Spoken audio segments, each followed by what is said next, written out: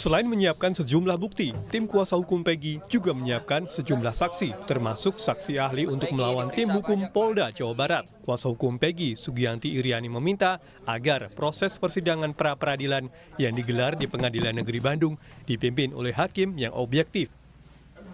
Persiapannya kita mempersiapkan juru bicara untuk nanti pra-peradilan, itu siapa yang akan berbicara pada saat sidang pra-peradilan, kemudian juga bukti-bukti surat juga kita sudah siapkan, sudah dileges, kemudian juga saksi-saksi juga siapa aja yang harus dihadirkan untuk menyatakan secara formil bahwa Peggy Setiawan tidak sah ditetapkan sebagai tersangka, dan juga saksi-saksi ahli pidana mungkin sudah.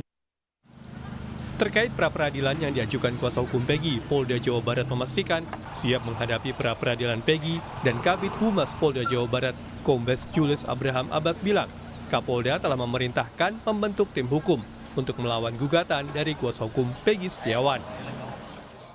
Pra-peradilan, jadi tim pra-peradilan ini dibentuk tentunya untuk menghadapi gugatan permohonan pra-peradilan dari tersangka PS atau kuasa hukumnya, ya.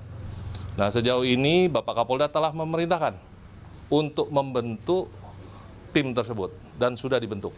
Tentu kami akan menyiapkan terkait gugatan permohonan pra-peradilan yang dilakukan. Tapi sampai saat ini, ya, sampai siang hari tadi, kami dari Polda Jabar belum menerima rilas panggilan dari pengadilan. Kasus yang terjadi 8 tahun silam membuat Menkumham Yasona Lauli angkat bicara lantaran banyak memicu kecurigaan publik. Yasona mendesak Polri mengusut tuntas pelaku yang terlibat kasus Vina secara transparan dan profesional. Vina ini viral banget loh. Kita minta kepolisian Republik Indonesia menuntaskan ini dengan baik. Karena ini sudah bukan hanya di Jawa Barat, tapi sudah seluruh Indonesia menuntut ada kecurigaan, dan itu harus dibuktikan bahwa yang ada sekarang menjalani hukuman bukan orang yang seharusnya pelaku. Dan dalam hal ini kita berharap Polri dapat menuntaskan dan dengan baik sehingga jelas siapa sebetulnya pelakunya dan membawanya ke peradilan dan mendapat hukuman yang setimpal. Babak baru muncul setelah Peggy alias Peron ditangkap, sejumlah kecurigaan pun muncul lantaran banyak kejanggalan pada kasus yang terjadi 8 tahun silam, apalagi setelah polisi menghapus 2 nama DPO. Salah satu saksi kunci Liga Akbar mencabut pengakuan dan menyebut tidak mengetahui kejadian pembunuhan Vina dan Eki karena tidak berada di lokasi kejadian. Padahal dalam putusan Pengadilan Negeri Cirebon, Liga Akbar mengaku ikut dikejar geng motor bersama korban. Tak hanya mencabut pengakuan, Liga Akbar pun mengklaim diminta jadi saksi oleh ayah Eki. Sementara salah satu mantan narapidana Saka Tatal juga mencabut pengakuan di persidangan. Saka Tatal dalam putusan Pengadilan Negeri Cirebon disebut ikut menganiaya korban. Kini Saka Tatal menyebut bahwa dia dipaksa mengakui perbuatan, korban salah tangkap dan tidak ada surat penangkapan. Berbeda dengan saksi lain, Aep yang keterangannya dibacakan di persidangan alias tidak hadir saat sidang mengakui bahwa kedua korban dilempari batu dan dikejar geng motor. Aep juga mengaku kenal wajah para pelaku dan hingga 8 tahun berselang, Aep kembali muncul dan belum mengubah keterangannya. Sementara kuasa hukum keluarga Vina, Hotman Paris Hutapea, meminta Presiden Joko Widodo membentuk tim pencari fakta atau TPF. Hotman menegaskan pembentukan TPF guna mengungkap kebenaran dan keadilan lantaran BAP tahun 2016 saat kasus terjadi penuh kejanggalan hingga hilangnya 2 DPO pasca Peggy ditangkap. Dan ini putusan sudah final, sudah inkrah. Sekarang dirubah lagi dengan penyidikan yang begitu singkat. Makanya kita mengatakan masyarakat sudah tidak akan dapat lagi mengharapkan keadilan jangka panjang, tidak akan puas kalau hanya menunggu Peggy disidangkan. Jadi sekali lagi kami menghimbau kepada Bapak Presiden Jokowi agar membentuk tim pencari fakta dari kalangan universitas yang ahli-ahli hukum pidana untuk menyelidiki dari mulai tahun 2016 sampai sekarang.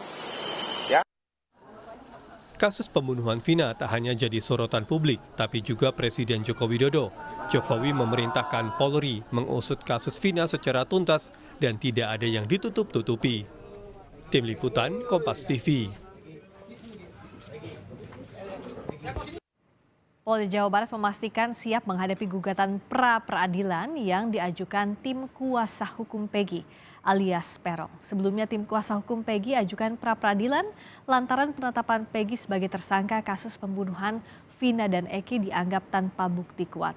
Lantas bukti apa yang bisa mematahkan penetapan Peggy sebagai tersangka hingga bagaimana pandangan hukum pidana pada kasus yang terjadi 8 tahun silam ini? Kita akan berbincang bersama kuasa hukum Peggy Setiawan, Mukhtar Effendi, dan pakar hukum pidana Hipnu Nugroho. Selamat malam, Pak Mukhtar dan Prof. Hipnu. Selamat malam, Mbak. Ya, selamat malam. Memang sinyal tampaknya kurang bagus, Pak Mukhtar, tapi semoga suaranya terdengar. Kalau tidak terdengar, tolong kasih tahu aja ya, Pak ya. Nah, kalau bicara soal bukti yang akan dibawa di persidangan, selain status dari Facebook Peggy, apalagi yang akan disiapkan oleh tim kuasa hukum Peggy, Pak Mukhtar? Ya, ini kurang jelas, mau diulangi pertanyaannya, Mbak. Ya, soal bukti, Pak, bukti yang akan dibawa di pra-peradilan, selain status media sosial Facebooknya Peggy, apalagi bukti kuat lain yang disiapkan tim kuasa hukum? Baik, saya sampaikan bahwa bukti-bukti yang kita siapkan untuk di pra-peradilan banyak bukti sebetulnya dari kita. Cuman kan pada prinsipnya begini, Mbak. Pra-peradilan itu bagaimana caranya polisi menunjukkan bukti dari mereka dasar untuk mempertersangkakan klien kita, kan begitu? Ya. Karena berdasarkan undang-undang minimal 2 alat bukti harus terpenuhi sehingga seseorang bisa ditersangkakan dalam kasus pidana. Nah, justru inilah yang kami tunggu ya, dari kepolisian, apa bukti yang mereka punyai. Nah, baru kita nanti akan melakukan counter terhadap bukti yang mereka punyai. Jadi prinsipnya bukan kami yang harus membuka bukti, tapi memang kita sudah menyiapkan bukti untuk mengkanter bukti daripada pihak kepolisian. Demikian, Mbak. Ya, karena kan pasti polisi akan menyebut bahwa penetapan Peggy sebagai tersangka ini berdasarkan minimal 2 alat bukti. Nah, tim kuasa hukum bisa mengkanter, sudah punya amunisinya tanda kutip untuk melawan 2 alat bukti yang diklaim oleh polisi itu. Sudah sangat siap, kita sudah sangat siap. Dari jauh-jauh hari kita sudah sangat siap.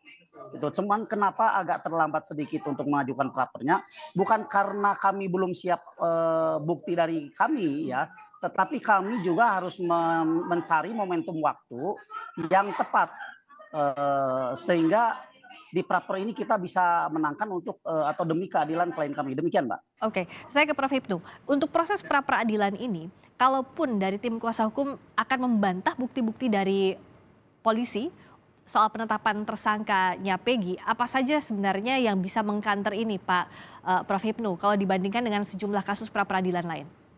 Iya, jadi pra-peradilan itu adalah sebagai kontrol sebelum persidangan. Kontrol terhadap upaya paksa. Upaya paksa apa? Upaya paksa tentang penangkapan, penahanan, penghentian penyidikan. Dan Peggy ini adalah upaya paksa tentang tersangka, penetapan tersangka. Oleh karena itu, dalam penetapan tersangka, karena di dalam suatu pra-peradilan itu adalah uji formil, belum uji bukti. Baru bukti dari polisi seperti apa, caranya sah atau tidak. Disinilah, jadi bukti-bukti yang diajukan Polda Jawa Barat adalah bukti-bukti yang mendudukkan bahwa sebagai pelaku dugaan tindak pidana. Belum masuk pada bukti bahwa Peggy bersalah atau tidak bersalah. Nah, ini yang harus dipahami. Oleh karena itu saya kira penasihat hukum nanti harus betul-betul hati-hati. Bukti yang disampaikan itu caranya bagaimana? Gitu loh. Ada suratnya atau tidak? Jadi aspek formil belum menilai bukti. Jadi hanya menilai bukti berapa jumlahnya, jenisnya bagaimana. Kan kita menganut negatif baik. 2 alat bukti yang menimbulkan keyakinan. karena ini masih pra peradilan adalah keyakinan dari penyidik Polda Jabar. Itu bahwa Peggy buktinya adalah A, B, C, C, dan D gitu Pak. Oke, kalau sejauh ini Pak Mukhtar, apa saja yang diklaim oleh pihak Anda ini bisa mematahkan penetapan status tersangka dari Peggy Setiawan sejauh ini, sejauh bukti-bukti yang sudah disampaikan Polda Jawa Barat? Baik, ini kan kasus pidana yang mana klien kami ini dipersangkakan sebagai otak pelaku pembunuhan berencana. Ya. Nah, kami justru melihat daripada dasar tersebut seperti itu, maka kami akan melihat atau menguji bukti yang disampaikan oleh Polda yang menggiring atau yang menunjukkan. Pak Mukhtar? Bahwa klien ini, nah, kan begitu, Bu, ya jelas. Ya tadi Halo, sempat jelas? terputus, boleh diulangi lagi sedikit kalimatnya? Oh ya, Ya. oh ya. Baik. Jadi klien kami ini kan dipersangkakan sebagai otak pelaku pembunuhan dalam kasus Eki dan Pina. Tentu saja kami berharap polisi bisa menunjukkan kepada kami bukti-bukti yang mengarah kepada tindak kriminalnya. Oke. Ya. Itu yang pertama. Kemudian yang kedua, perlu saya sampaikan bahwa sejak tahun 2016 saat peristiwa itu terjadi, klien kami tidak pernah dipanggil baik sebagai saksi maupun sebagai tersangka. Nah, kemudian tiba-tiba di tahun 2024 ini klien kami ditangkap dan ditahan sebagai otak pelaku pembunuhan. Jadi 8 tahun ini kemana saja kan itu prosesnya kan begitu. Itu yang nanti akan kami minta penjelasan dari pihak kepolisian. Kalau memang bukti-bukti mereka memang tidak cukup kuat untuk membuktikan itu, ya mau tidak mau harus ada konsekuensi hukumnya buat pihak kepolisian. Demikian. Oke, nah saya ke Prof. Hipnu. Prof, tadi kan yang dipertanyakan oleh tim kuasa hukum dari Peggy adalah sejauh ini bukti-buktinya yang mengarah ke tersangkaan Peggy Setiawan, penetapan status tersangka Peggy Setiawan ini dianggap tidak kuat. Nah, apakah Prof. Hipnu juga melihat ada celah ini soal unsur-unsur yang menetapkan bahwa Peggy adalah otak pembunuhan Vina? Jadi gini Mbak Priska, di dalam pra peradilan adalah uji formil. Karena uji formil nanti penasihat hukum diberikan waktu untuk melihat bukti, bukan menilai bukti. Oke. Ini harus perhatikan, melihat bukti. Buktinya apa dari kepolisian? A, B, C, D. Tapi tidak melihat, tidak menguji. Karena apa? Kalau menguji itu nanti ada di ranah pembuktian. Material itu ya Prof ya, Mas? Ya material. Di pra peradilan hanya melihat bukti yang diajukan Polda apa? Oh ada CV, oh ada pisau, oh dan sebagainya. Buktinya itu nanti diperlihatkan semua. Tapi belum menilai Mbak. Disinilah yang kalau kita lihat di dalam peraturan Mahkamah Agung nomor 4 2016 bahwa pengujian di pra peradilan baru pengujian formil. Cara memperoleh jumlah bukti, jenis bukti, belum masuk nilai bukti. Gitu Mbak. Oke, dan nanti yang membuat majelis hakim misalnya mengabulkan pra-peradilan, permohonan pra-peradilan jika dikabulkan adalah soal kalau misalnya penyidik secara formil tidak sesuai dengan aturan perundang-undangan yang berlaku, tidak sesuai dengan KUHP dalam perolehan buktinya, begitu ya Prof ya? Ya, karena di pra-peradilan ini sebetulnya menentukan bahwa bagaimana seorang penegak hukum, negara, karena kita civil law, menentukan bukti, mencari bukti itu sah. Sah tentang persyarat perizinannya, sah tentang perolehannya, sah tentang bagaimana mendapatkannya, gitu loh. Jadi tidak bisa ujuk-ujuk, semua berlindung pada ketentuan yang ada. Baru nanti disampaikan dalam suatu persidangan, ini loh Pak penasihat hukum, buktinya 1, 2, 3, 4, 5, 6, 7. Itu, menentukan jumlahnya berapa, minimal jumlahnya 2, jenisnya juga apa.